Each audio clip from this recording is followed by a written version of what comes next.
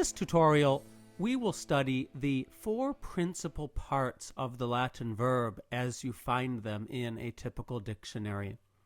Here you see the principal parts for the 5 conjugations of the Latin verb. In the tutorial on the conjugations, you learned how to discover the conjugation from these principal parts.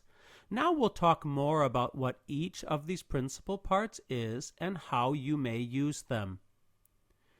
We'll use as our example the first conjugation verb spero, to hope. Now, the first principal part is the first person singular present tense form. In other words, the I form. Sperare means to hope, so spero means I hope. Now, the reason the first principal part is that first present singular present tense form is really because of the issue of the third IO. If you weren't given that form, you wouldn't know, for instance, that capio is a third IO and not a third. It has the same infinitive as a third conjugation verb, but if it has IO in that present tense form, it's a third IO. The second principal part is the present active infinitive, the form that actually means to hope.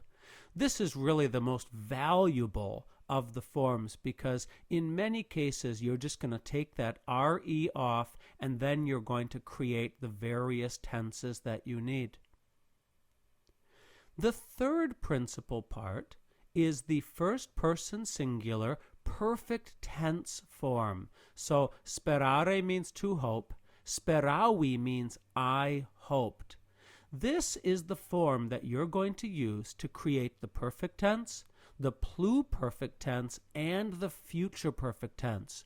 What you're going to do is you're going to remove the long I from that third principal part, and what's left over, in this case sperau, is what's known as the perfect stem.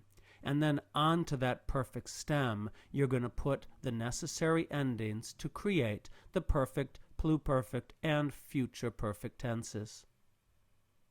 Finally, the fourth principal part is the past, or also called passive participle. So the verb sperare means to hope. Speratum means hoped or having been hoped. Now, some dictionaries will give you the neuter form, as I have listed here. You'll see other dictionaries that might give you the masculine speratus.